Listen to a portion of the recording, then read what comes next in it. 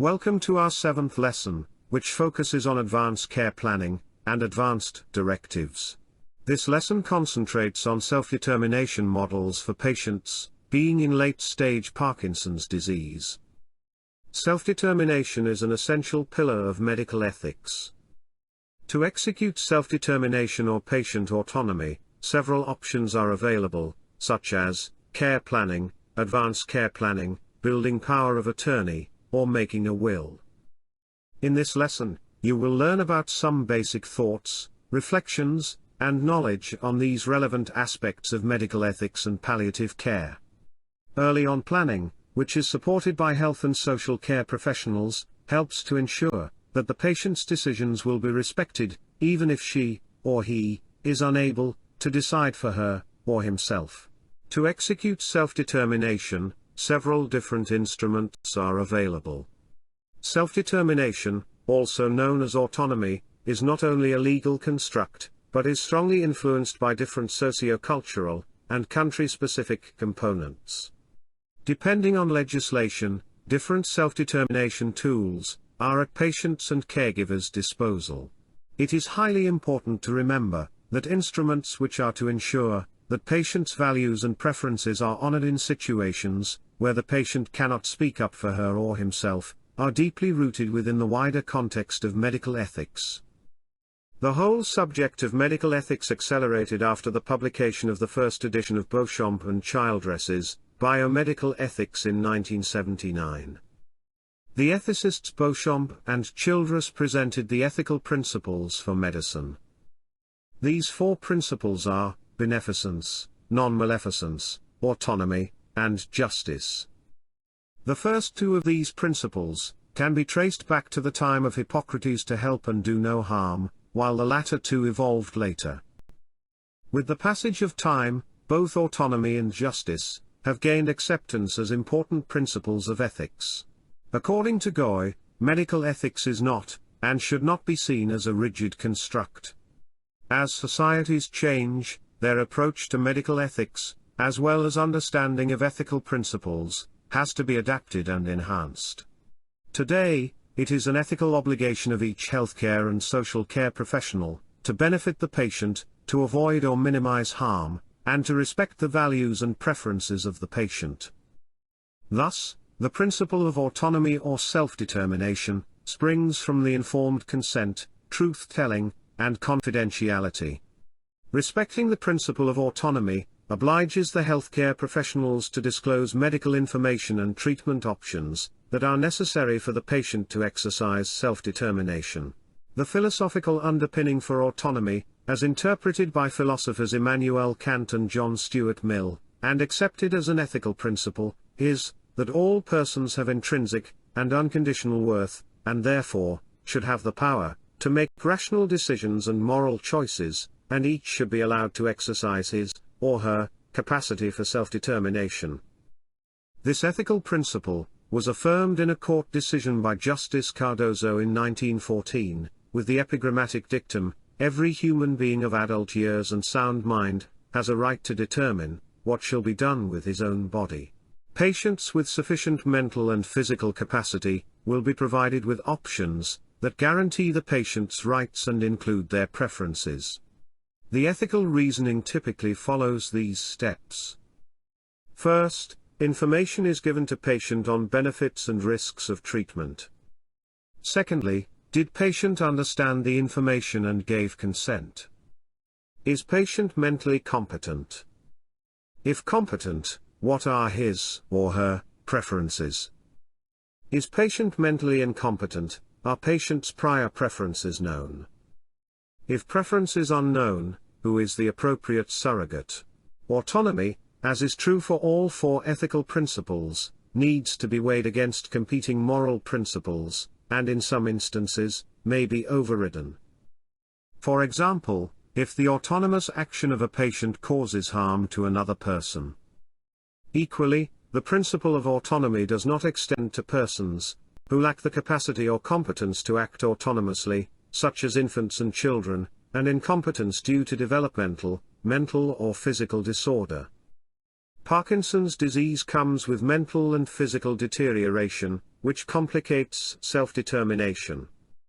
In such case, according to medical ethics principles, patient is seen as a previously autonomous, but presently incompetent.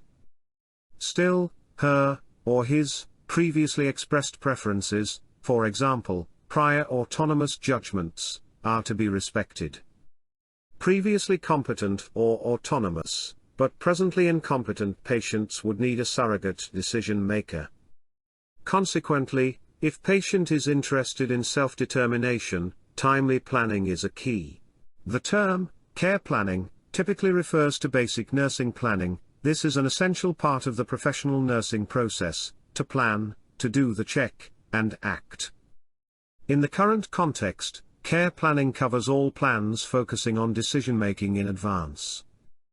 Essential care planning elements are, for example, an up-to-date medication list, stored at an easily accessible place, known to relatives and the healthcare providers. Equally important is a list with the name, function, and contact possibilities of all healthcare providers involved in the care process. Usually, it is advisable to let the care planning process not only focus on medical decisions, for example feeding tube preferences, but instead, to include care wishes, and value-based decisions as well. Care and caregiving often consists of small things, for example, wanting to sleep with an open window, or using one's favorite soap for getting cleaned. As small as these preferences might sound, they support patients' self-determination. Care planning is used to ensure that goals and wishes concerning medical treatment are honored, even when the patient is unable to express her or himself. In Parkinson's disease, care planning for future scenarios is extremely advisable, as Parkinson's will progress leading to increasing disability. For successful communication about the last phase of Parkinson's disease, several aspects are to be considered. It is essential to have ongoing, regular conversations with patients. In doing so, it is the professional's responsibility to encourage open discussions about the dying process. Advanced directives and living wills are important tools that should be discussed in a timely manner. They might help to ensure that the patient receives neither under nor over treatment in the final phase. Research has demonstrated that, if Parkinson's patients receive appropriate care, most of them will die in peace. The main challenge, when thinking about a specific advanced care planning model in Parkinson's disease, is the question of when, and how, to initiate such discussions. If the advanced directive is initiated too early in the disease trajectory, patients may not be willing or able to discuss this essential information. The reasons for this are fear, denial of death, the hope for a cure, the desire to live a normal life, or to focus on symptom control.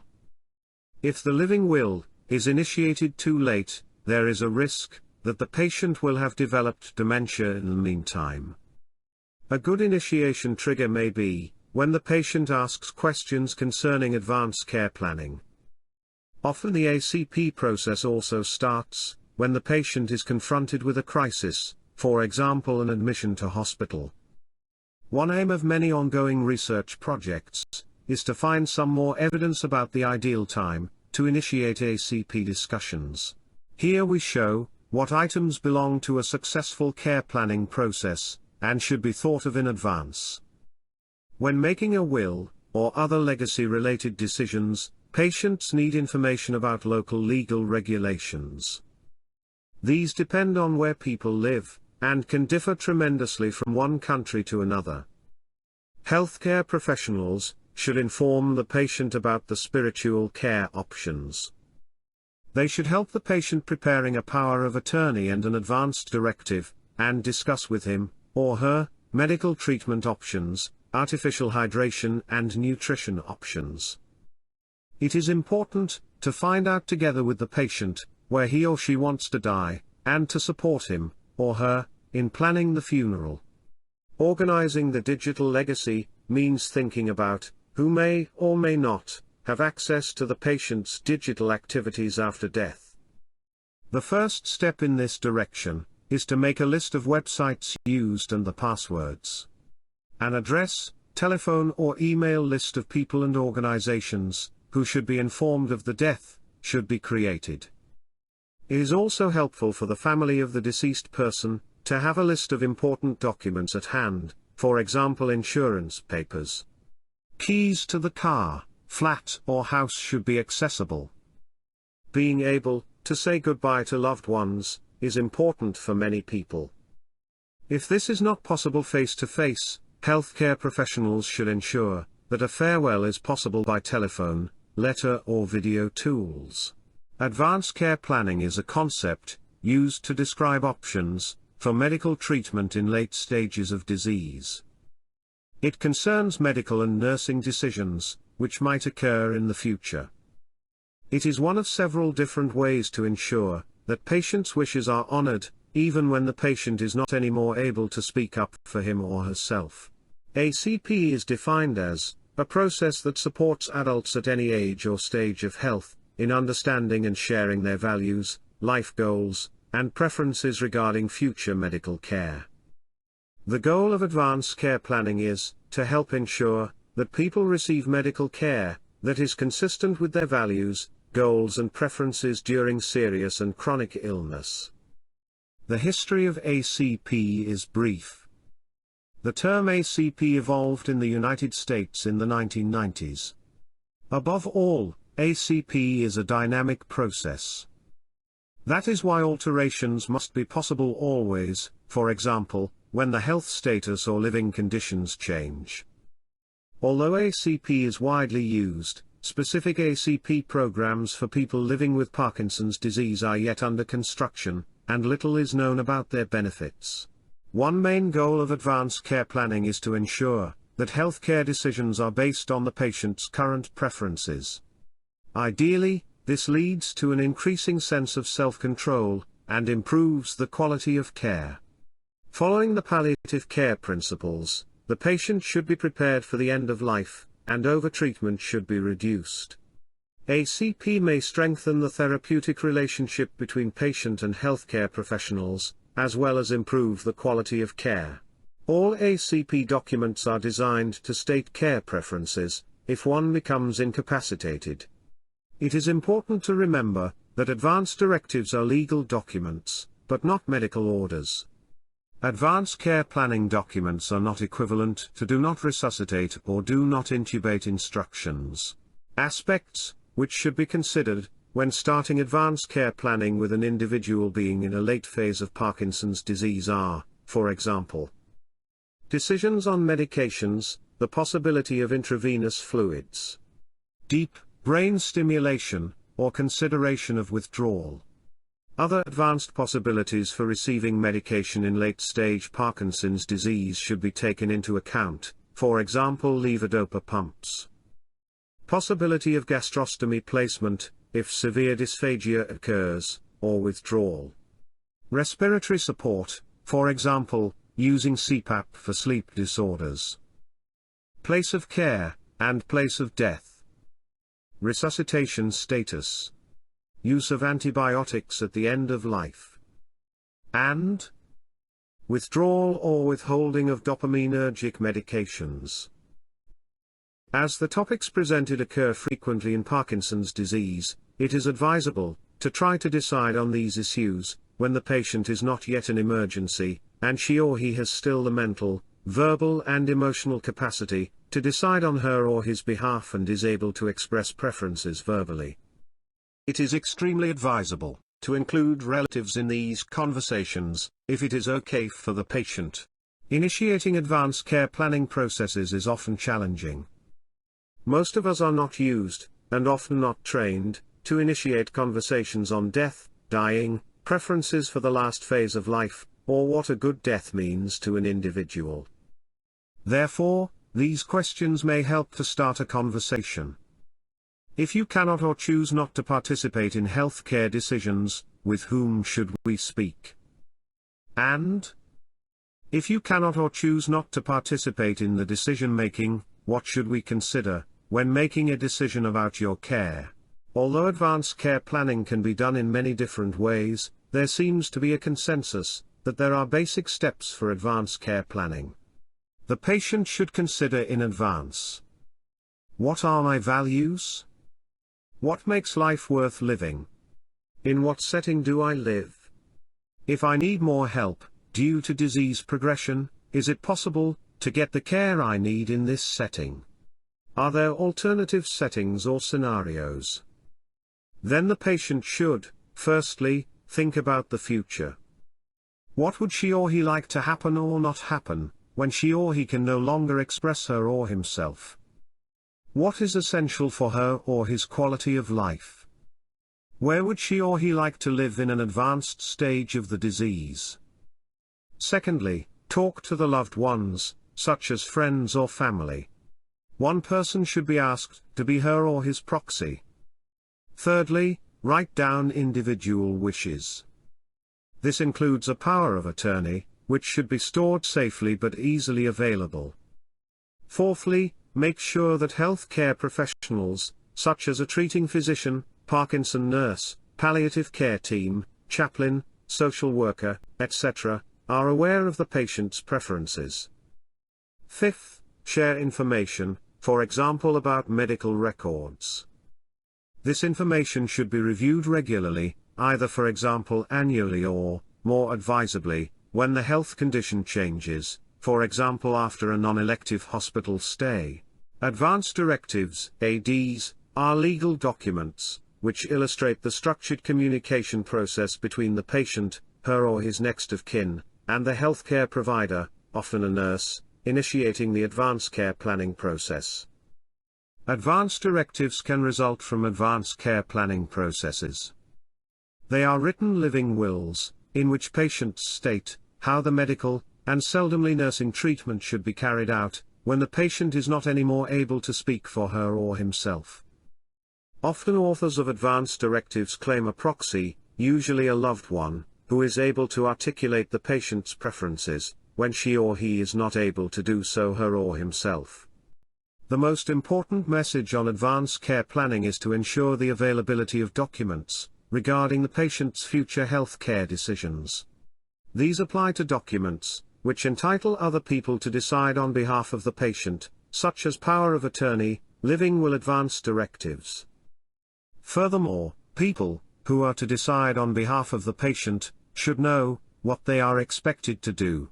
Only in few countries, social workers are responsible for patients and their caregivers' legal questions. When such help is lacking, patients are left for things to arrange by themselves, such as building the power of attorney. There are 3 different types of power of attorney: lasting power of attorney, LPA, enduring power of attorney, EPA, and ordinary power of attorney. A power of attorney means authorizing a person or persons whom the patient trusts, to make decisions regarding health or financial issues, when the patient is not able to decide on his or her own behalf. As the laws and regulations for establishing a power of attorney differ widely, we give some general remarks here, on what aspects should be considered when setting it up.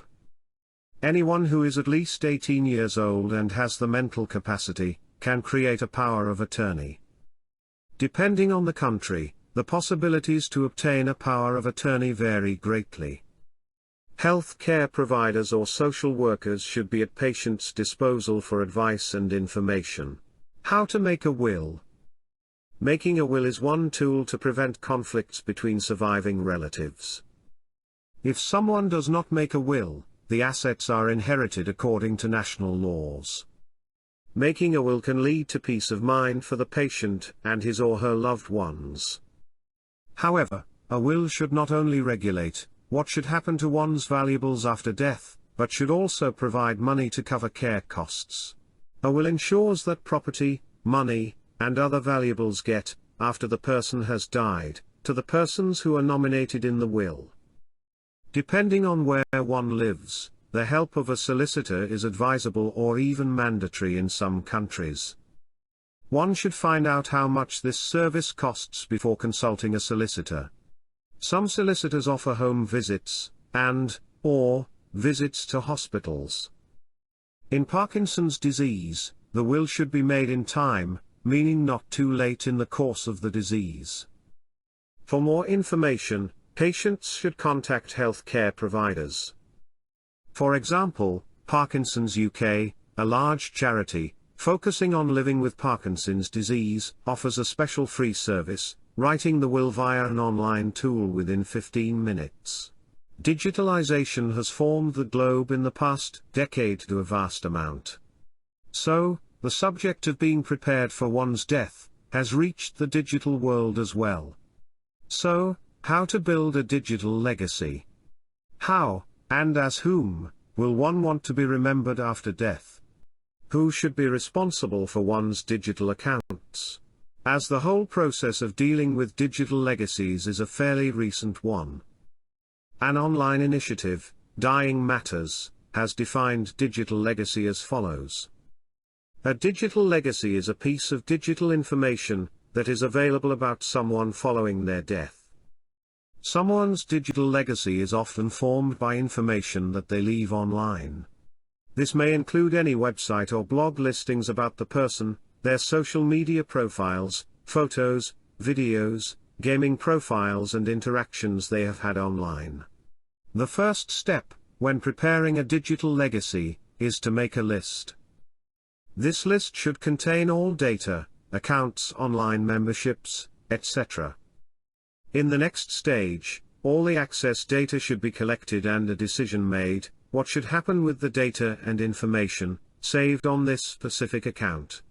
During our digital lives, we create accounts for consuming, socializing, self-improvement, entertainment. What is to happen with these accounts? All in all, there are 4 different possibilities. The accounts can be conserved, deleted, archived or transferred to third parties. Conserving some social accounts might be a good option. For example, a memorialized Facebook page is set to preserve all of the information that the deceased person shared through the social media platform. In many cases, this means preserving years of status updates, photos and videos that friends and family, or depending on preferences, all people can view. The second option is deleting your accounts. This might be an interesting experience to execute, after you have made a list with all your accounts. To users' surprise, even if deleting the account is enabled, your data will not be deleted. This might be the case of sport and self-improvement applications that use collected data for development purposes. When thinking of archiving your digital accounts and data, you might want to choose between digital and paper archiving. Archiving is important also in terms of deciding what should be preserved and what should be destroyed. This applies for example to private photo collections on cloud, but also documents that are either useless or may harm other people. Those involved in research might need to check and organize their scholarly accounts, thinking of what kind of imprint they want to leave for future generations. Data transfer might be useful if you have accounts with music, movies or books. Significant amount of money could be invested in digital entertainment, hence, transferring should be arranged. Equally, bank accounts and other financial accounts, like brokerage and investment accounts, should be listed, and access and transfer decisions made. Research shows that reminding people of death motivates them to consider their legacy, and causes them to act in ways that benefit future generations, thus improving the overall quality of their long-term decisions. People feel better in the face of death if they are a part of something that will live on after them. Thus, planning for the future, well-organized legacy is a powerful asset. Ultimately, your legacy is all you've got. So, think about how you want to be remembered by other people and act on those thoughts. Or, as Kimberly Wade Benzani has suggested in the Harvard Business Review, give the Grim Reaper a run for his money, by creating something meaningful that will outlive yourself. Whatever option is chosen for digital legacy, all wishes should be fixed in writing. The person, who will be in charge of the digital legacy, after the person has died, should be informed beforehand and provided with specific instructions. Finally, decisions should be done also regarding one's body. The numerous research projects related to Parkinson's disease intend to better understand the disease, to find further approaches for the disease. To date, there are no therapies that combat the disease as such. The existing drugs are only used to control the symptoms. A large part of the research is in the early phase of the disease, diagnosis, prognosis of its course, but research in advanced phases is also increasing. There are numerous studies in the field of drug therapies. Individual studies are mentioned here as examples. In the advanced phases of the disease, new drug formulations are being tested that are intended to avoid fluctuations in effect, for example accordion, or help in the treatment of off phases, like apomorphine sublingual. A subcutaneous levodopa coupled to carbidopa formulation for patients with gastrointestinal disturbances is tested in a phase 3 study. Different movement therapeutic options are tested in various trials, for example swallowing enhancement by repetitive magnetic stimulation. For research onto the course of disease, brain banks have already been mentioned, which provide important insights into the disease by processing donated brains. But also clinical trials are conducted in this field. They are mainly concerned with the identification of biomarkers. Biomarkers are measurable parameters of biological processes that help to identify a disease, or to better predict the course of the disease. In Parkinson's research, various biomarkers are used, which are either detected by imaging, or determined by blood or cerebrospinal fluid samples, and correlated with the course of the disease. So far, 2 large EU joint projects have dealt with this topic. These are the CLASP project, Care for Late-Stage Parkinson, and the PDPAL, Parkinson's Disease and Palliative Care, project. CLASP aimed to assess the needs and care of patients with late-stage Parkinson's disease and their carers. CLASP took place in UK, France, Germany, Portugal, the Netherlands and Sweden. Methodically, CLASP was a longitudinal, multi-center, prospective cohort study. Standardized questionnaires and tests are applied for detailed clinical, neuropsychological, behavioral and health economic assessments. A qualitative study explores the health care needs and experiences of patients and carers, and an interventional sub-study evaluates the impact of specialist recommendations on their outcomes. PDPAL is an ongoing longitudinal, multi-center, international research project. The participating European countries are Italy, England, Estonia, Greece, Sweden, the Netherlands, Germany, and Austria. PDPAL is financed by the European Union, Horizon 2020 project. The primary aim of PDPAL is to develop and test a new palliative care approach. This new approach is an ongoing care process, in which patients with late-stage Parkinson's disease and their families are encouraged to participate in an advanced care planning process. Methodologically wise, in PDPAL project, a mixed methods approach is used. Mixed methods means the combination of quantitative and qualitative approaches. Donating, storing, and researching brain and central tissue sounds frightening to everybody who does not think of the benefits of this kind of research daily. Being aware how fast the scientific knowledge on the brain and its functioning has increased in the past 50 years, brain banks provide researchers with much-needed tissues. Moreover, a brain bank collects brain-associated research and sets scientific standards. In several countries, brain banks have been established. Despite scientific progress, through the creation of model systems for some of these diseases, previous experience shows that the direct examination of diseased human brain tissue cannot be replaced by any other method at present, because no model reflects the exact situation of the disease in humans. Furthermore, a diagnosis of many neurodegenerative diseases is currently not possible with 100% certainty during a person's lifetime. A definitive diagnosis is often only possible by examining the brain and spinal cord samples taken. Therefore, A neuropathological examination is considered as the diagnostic gold standard for neurodegenerative diseases. Patients and caregivers who participate in research help to improve the care provision as well as carry on the hope for finding better treatment options for Parkinson's disease in the future.